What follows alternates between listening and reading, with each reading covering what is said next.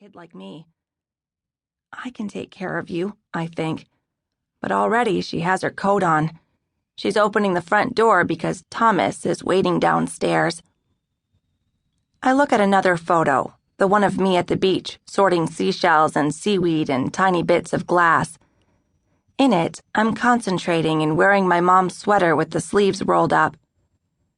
"Bye," she calls, and I look up, but the door is already closed. He's our family now. She goes out that night. She goes out the next night. I sleep alone in her bed, and when she comes home, she packs a suitcase. She's going away for the weekend, she says. She's going away for the week.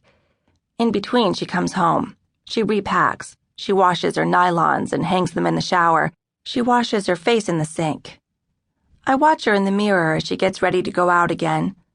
She looks at her face from different angles. She pinches and pulls at her skin.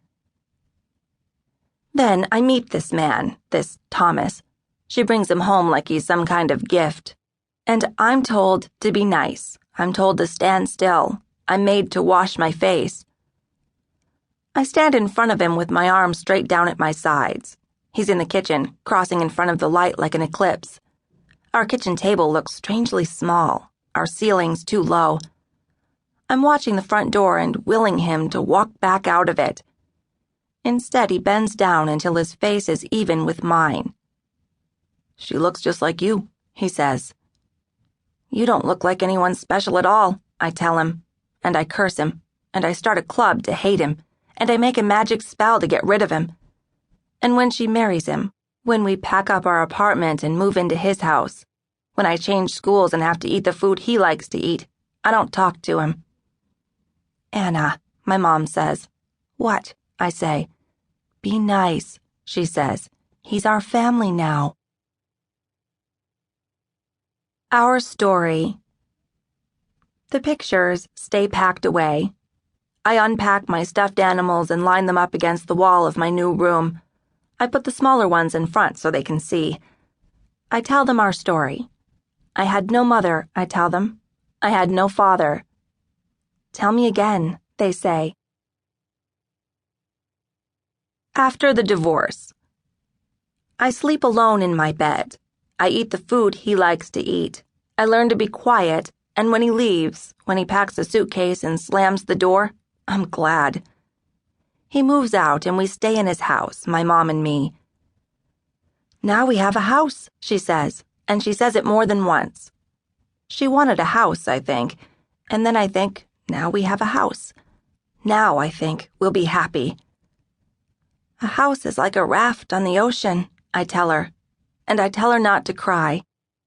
After the divorce, I think things will go back to how they used to be, a return to the tell me again times. After the divorce, I think, we'll unpack the photos and hang them on the wall. After the divorce, I tell her how good she looks, and she really does look lovely in a sad, made-up kind of way.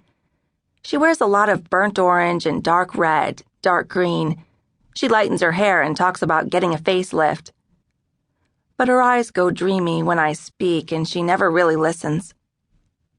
I'm 9 years old. "Look," I want to say, "you are beautiful." But she hates being at home with me. Having a child is another kind of defeat. When she does get a facelift, it's Armageddon, angry cuts and shiny black stitches, a runny egg yolk of yellow-blue bruises. Her mouth and eyes are swollen. I can't even look at her. I won't speak to her. In the bathroom, I run the water in the sink and look at my face. I cross and uncross my eyes. I frown. I smile. I close my eyes and open them really fast to catch myself. I'm her little girl. Arms spread. I'm her 5-pointed star. All she wanted was a little girl, and I'm that little girl. "I can take care of you," I say. I say it loud over the sound of the water, and then I say it again. My voice is hoarse from not speaking for so long. I run into her room to tell her. I forget and leave the water on. I burst into her room. "I can take care of you," I say. But she needs quiet now, she says. The room is dark and she turns her bandaged face away from me. "Not now," she says. She needs to